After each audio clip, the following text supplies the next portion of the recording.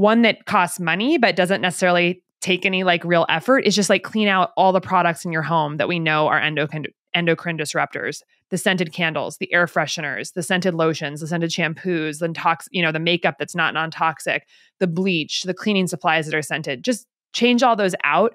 That will immediately help your mitochondria be freed up to do better work. So it's one of the things in the book that I give to people is like quizzes at the end of the book to basically take stock of each of the factors of our lives that we know impact the mitochondria, see where there's the highest leverage room to improve, and then just start to pick a few things that are doable and accessible and easy to you to start cleaning up the environment for the mitochondria. And for many of those, it's a lot easier than changing our whole diet, but can have really, really positive impacts on our metabolic health. That's a good point. And sticking with the toxin piece, I think we'd both agree the first step would be to go through the house and switch the products up like you mentioned.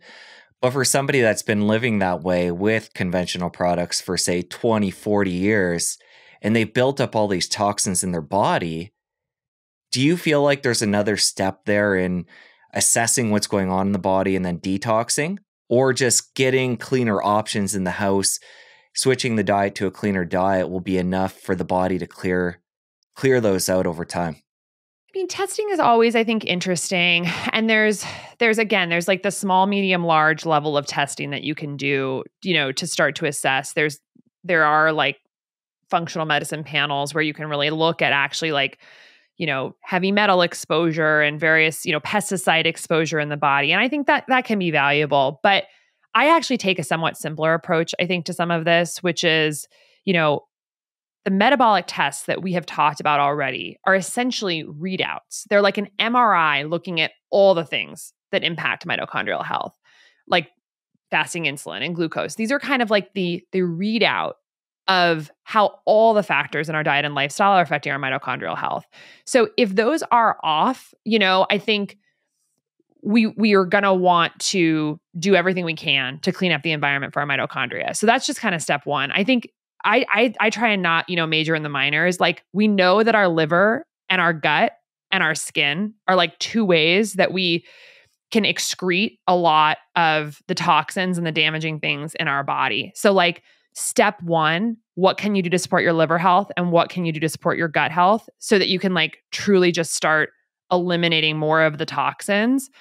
And so that would be for liver support. I think some of the best things we can do that are so basic is, I hate to say it, but it's just like stop drinking alcohol. We're drinking so much in the US right now, and drinking rates increased during COVID. And that's a liver toxin.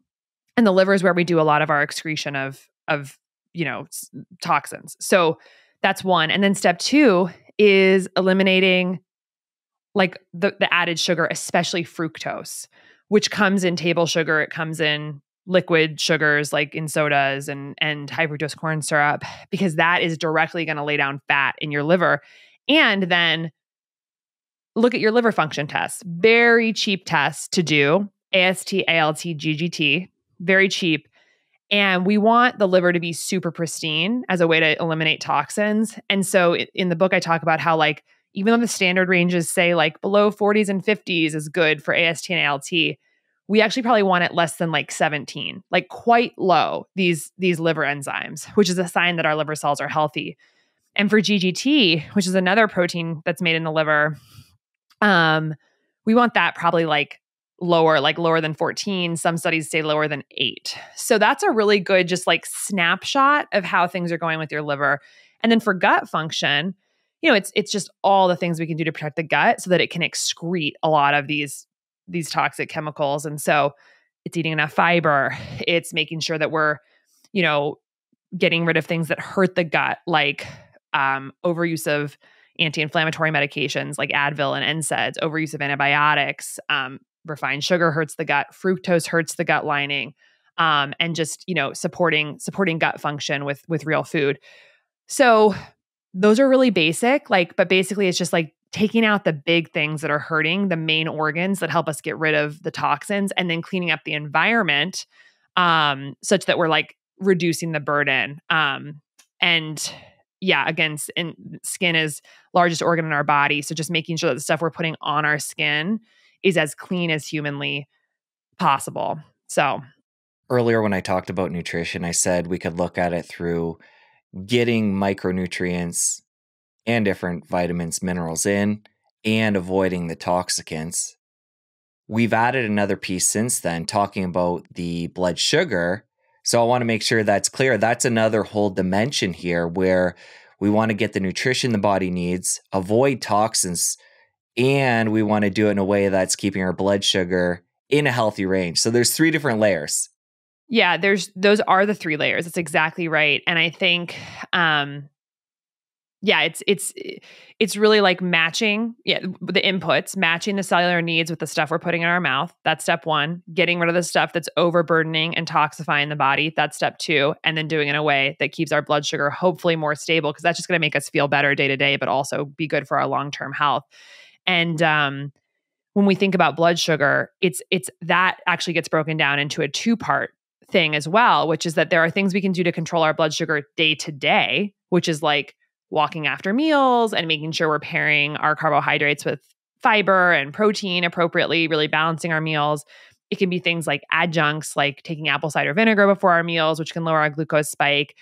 It's those types of like strategies for balancing our blood sugar. That's kind of step 1. And then the step 2 is actually building capacity of the mitochondria to process glucose better over time, which then will keep blood sugar levels stable sort of over the long run. So the blood sugar balancing piece has both the day-to-day and then sort of like the long-term building of capacity, which that is done through the multimodal, holistic dietary and lifestyle strategies that we've been talking about across all the different spectrums that essentially build the mitochondria's capacity to process glucose. So it's both the day-to-day and then the long-term of sort of building a healthier mitochondria. So the nesting dolls of food, which is of course explained in detail in the book. But yeah, it's like we've kind of been, given this framework of like food is calories, and it is just so much more than that. And I think we have to remember that anything that's kind of been drilled into our head of like food, a calorie is a calorie and it's sort of calories in, calories out. That is a strategy that really like serves the food industry's interests over our own interests. Like knowing a little bit more and appreciating the magic of food for impacting all aspects of our cellular health helps us realize why it is so much more than calories. It's molecular building blocks. It's molecular information that directs our genetics and our cell signaling pathways. And then it's of course also the glucose level, which has an impact on our day-to-day function and our long-term health. If you enjoyed that clip, you're going to want to head over here and catch a full episode. I'll see you over there. Everyone needs to care about this because metabolism and metabolic health, it is the core foundational layer that all health is built upon. That is the biggest blind spot in Western healthcare.